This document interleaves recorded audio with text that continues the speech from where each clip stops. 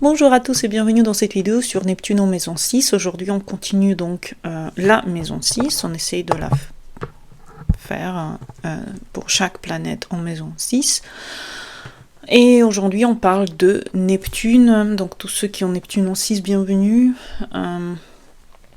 Neptune donc c'est un lien avec l'intuition, c'est fluide.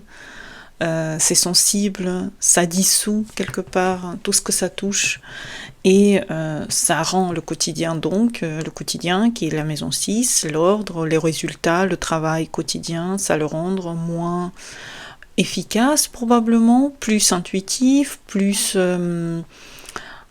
voilà, la personne ne peut ne pas savoir où elle en est exactement dans sa vie, qu'est-ce qu'elle fait pas, elle peut se perdre effectivement dans son propre quotidien, ne pas savoir est-ce que les choses qu'elle fait c'est des choses importantes ou pas pour elle, et le corps devient souvent quelque part la base sur laquelle on peut se baser pour savoir est-ce qu'on va bien, est-ce qu'on a besoin d'aide ou pas. C'est pas simple, puisque pour décoder les messages, surtout si vous ne connaissez pas trop les messages de Neptune, si c'est compliqué pour vous de résoudre des choses symboliques et quelque part imaginaires, imagées, ça peut être parfois dur de savoir qu'est-ce qui est mystère et comment le résoudre ce mystère, surtout dans le quotidien, puisque la maison 6, c'est toujours une maison qui doit être plutôt logique, plutôt concrète. Quand on met Neptune dedans, tout devient... impossible à comprendre, sauf si le travail qu'on fait, c'est un travail créatif. Mais ça, c'est une deuxième possibilité, par exemple. Donc, les thèmes activés dans la maison 6 sont souvent les thèmes de santé, les thèmes d'animaux, par exemple, les petits animaux de compagnie, ça peut être le travail en général quotidien, notre santé, la façon dont on gère notre quotidien, notre santé, notre immunité, notre fatigue aussi, et... c'est les limites qu'on crée entre nous et les autres. Si on a besoin, par exemple, de créer des limites, ça peut être aussi la maison 6 qui nous aide effectivement à le faire. Mais Neptune, ici, il fait un petit peu le contraire. Il dissout les limites, il floute un petit peu ce qu'on est en train de faire, il peut effacer les frontières entre les choses, donc on ne comprend plus qui est notre ami, qui est notre collègue, par exemple. On peut aussi confondre devoir et sacrifice, donc on se sacrifie beaucoup plus qu'on nous voudrait. Et ça peut du coup évoluer vers la difficulté à construire un plan visible pour l'avenir, même structurer sa journée, ça peut être compliqué. Ça peut être aussi l'hypersensibilité au stress et en général l'ambiance, la fatigue aussi, fatigue chronique, inexplicable, une fatigue où on sait pas comment se détendre parce que tout nous fait, par exemple, on est extrêmement fatigué, tout nous fait un petit peu mal, même la lumière, les bruits. Aussi le rapport un peu flou par rapport au travail, par exemple, je fais beaucoup mais je ne sais pas où part mon énergie, je ne sais pas est-ce que cette énergie va être rendue ou pas d'une certaine façon, donc quelqu'un qui travaille énormément ne sait pas exactement si ce travail va apporter quelque chose et s'il le faut ce travail en général. Donc quand on était petit, souvent Neptune en 6 grandissait dans un climat familial, parce que tout vient souvent des repères familiales. Donc la personne grandissait souvent dans une ambiance où les règles étaient floues, on ne savait pas exactement qu'est-ce qu'on devait faire, et si ce qu'on fait va être aimé ou pas, accepté par les parents par exemple. Les responsabilités changeantes, parfois on était responsable de ça, parfois plus du tout.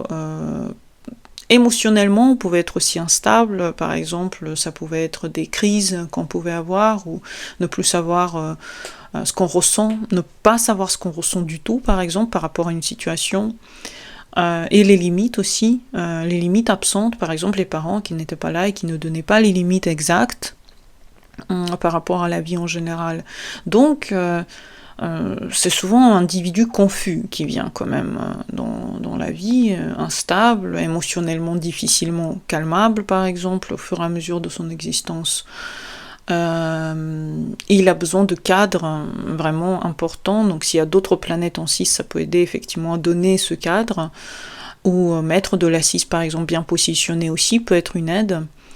Mais du coup, Neptune va se transformer dans un travail. Donc Neptune va prendre un rôle de travail. Ça peut être quelqu'un qui travaille dans la santé ou dans l'aide animale, ou en général dans l'aide, dans le sacrifice à quelque chose de son propre temps. Dans les scénarios parentaux, ça pouvait être un parent qui était fragile émotionnellement, malade, dépressif, absent. Ça pouvait être quelqu'un qui avait du mal avec l'alcool, par exemple. Et l'enfant a ressenti qu'il n'était pas compris, qu'il comprenait pas la situation aussi à la maison, il comprenait pas vers quoi ça allait, est-ce que c'était négatif ou positif, et il fallait bien s'adapter. En permanence, il fallait s'adapter à son quotidien, il fallait s'adapter aux parents qui nécessitaient cette adaptation. Donc il fallait apprendre silencieusement, apprendre et savoir se taire au moment où il fallait. Donc c'est quelqu'un qui a appris beaucoup à s'adapter. Quand on voit quelqu'un qui est adulte et un Neptune en maison 6, il a appris vraiment bien à s'adapter à n'importe quelle situation. Il sait se fondre comme un poisson dans l'eau, il sait se dissoudre en fait dans son quotidien. Il n'a aucune difficulté pour vivre, mais si on connaît ce que ça veut dire au début de sa vie, c'était pas si donné que ça, c'était pas si facile. Donc physiquement, psychiquement surtout, ça peut être des difficultés à savoir ce qui est attendu de nous, des difficultés à comprendre où on va, qu'est-ce qu'on veut par exemple. Ça peut être vraiment un travail qu'on fait beaucoup pour les autres, peu pour soi. Fusion avec les besoins des autres, genre voilà, il veut ça, moi aussi, du coup, ça peut être fusion avec le partenaire, les besoins et volontés du partenaire, des enfants, de ses collègues, de ses amis, ça peut être une fusion totale par rapport aux envies des autres. Donc la personne ne sait plus ce qu'elle aime, ne sait plus ce qu'elle veut elle-même de la vie. Effacement de ses propres limites, donc on peut toujours rentrer chez cette personne, on peut toujours l'appeler, elle est toujours dispo, donc il n'y a plus de limites, et la personne ne crée pas de limites aussi pour les autres. Et corps utilisé comme si c'était vraiment la dernière chose à écouter. C'est vraiment le pire, c'est quand on n'écoute plus du tout son corps parce qu'on veut que ça soit comme quelque chose qui travaille bien pour nous, par exemple. Donc, dans la vie adulte, Neptune peut effectivement déborder, puisque c'est de l'eau quand même, c'est un signe d'eau, une planète d'eau. Et par exemple, au travail, on peut être vraiment débordé par son travail, débordé par les responsabilités, on peut être dans un flou total de ce qu'on est en train de faire, on ne sait pas comment arrêter ça. Difficulté à se vendre, à vendre son business, si en plus on n'a que Neptune, donc ça peut être vraiment quelqu'un qui a du mal à vendre en général, quelqu'un qui n'a pas cette intelligence mercurienne de vendre, s'il n'y a pas Mercure fort par exemple, s'il n'y a que Neptune. Donc on a plutôt envie que la personne voit la vérité, mais en même temps on a besoin de vendre. Ça peut être quelqu'un c'est mieux pour Neptune en 6 d'être dans une profession qui est en demande de lui, qu'il n'ait pas besoin de vendre son service, mais qu'on a besoin de lui, par exemple la profession médicale. Le médecin ne se vend pas, il attend, les clients arrivent à lui, ça peut être le meilleur des cas. L'impression qu'on n'est jamais clair, qu'on peut jamais vraiment s'exprimer et qu'on puisse nous comprendre. Donc les choses plus abstraites, ça pourrait aussi être plus en lien avec la personne.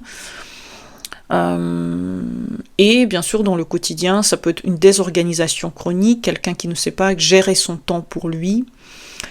Fatigue diffuse, c'est-à-dire la personne est toujours fatiguée, mais elle ne sait pas comment sortir de cet état de fatigue, elle ne sait pas comment gérer cet état de fatigue. Sensation qu'on se dissout dans ses tâches, qu'on n'est plus là, qu'on disparaît en fait, alors qu'on pourrait prendre en main ça, mais on a du mal à savoir comment mettre ses limites, comment aller dans plus de compréhension aussi de soi. Et des journées remplies à ras-bord. Neptune, ça remplit complètement nos journées, donc on peut être tellement débordé parce qu'on est en train de créer nous-mêmes, ou parce qu'on est en train de recevoir, ça peut être vraiment de l'extérieur que vient toute cette pression. Et dans le corps, on peut avoir des symptômes difficiles à diagnostiquer, on peut avoir l'hypersensibilité alimentaire par exemple, ou en général du corps, émotionnel, nerveuse, épuisement. Épuisement, mais on a du mal à le voir, on a du mal à le reconnaître.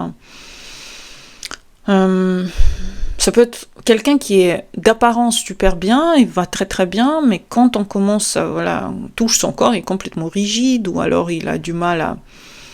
ou alors il a une maladie d'un coup qui arrive et on ne sait pas d'où c'est venu, alors t'es stressé, mais en fait on ne voyait même pas que la personne était stressée. Il faut créer des repères avec Neptune. Si vous voulez bien vivre votre Neptune en maison 6, il faut créer des routines quelque part. Il ne faut pas que ce soit forcément des routines très strictes, hein, mais au moins quelque chose, des heures de fin, que vous savez par exemple à partir de 18h, je ne travaille plus. C'est une règle, je ne réponds plus au téléphone, je ne regarde plus mon téléphone. Il faut qu'il y ait comme une routine que vous vous imposez pour vous, pas pour le travail, mais pour vous. Des rituels simples que vous vous donnez, des répétitions qui vous rassurent et qui vous donnent voilà, des cadres souples, mais qui sont quand même présents dans votre vie. Séparez aussi ce que vous faites pour les autres et ce que vous faites pour vous. Combien vous faites pour les autres et combien vous faites pour vous.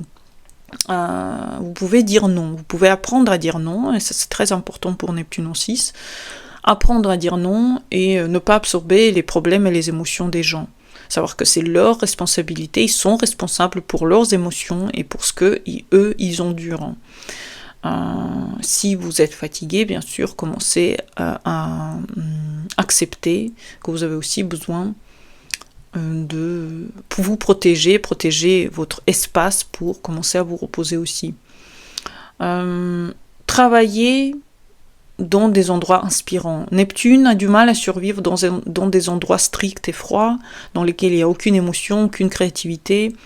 Le travail n'a pas de sens, ou les tâches mécaniques sont souvent présentes, il n'y a aucune autre chose qu'on fait.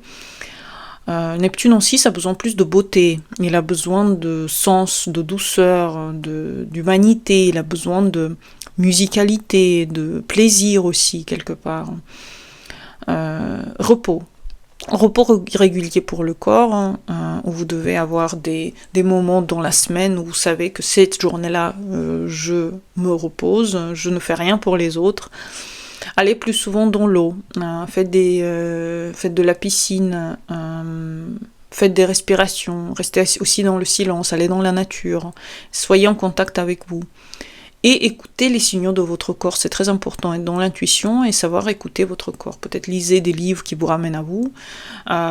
Moment présent, ces livres-là qui peuvent vous aider à être justement dans le moment présent, parce que pour vous, c'est le plus important. Neptune en maison 6, c'est être en contact avec le moment présent, c'est votre but de vie quelque part. Vous êtes né pour vous réveiller et commencer à écouter ce que votre corps a envie, ce que votre corps a besoin. Si vous êtes né pour ça, vous vous rendez compte? Donc, d'abord, commencez à vous écouter et pas écouter que les autres, pas écouter que les plaidoiries des autres et ce qu'ils ont besoin, mais écoutez aussi ce que vous avez besoin, ce que votre corps a besoin.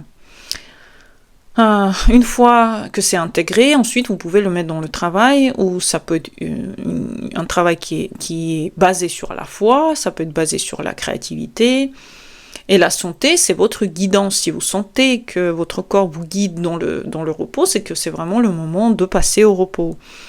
Votre quotidien, ça va plus être quelque chose de très chaotique, ça va être quelque chose qui est normal, parce qu'à un moment donné, vous êtes fatigué, vous vous reposez, et puis à un autre moment, vous travaillez, et ça devient quelque chose qui est tout à fait logique et normal dans votre vie. Donc j'espère que vous avez aimé cette vidéo. Si vous avez besoin de consultations, n'hésitez pas à venir, je fais des consultations astrologiques. Donc à bientôt pour les nouvelles vidéos, bonne journée à vous, et au revoir.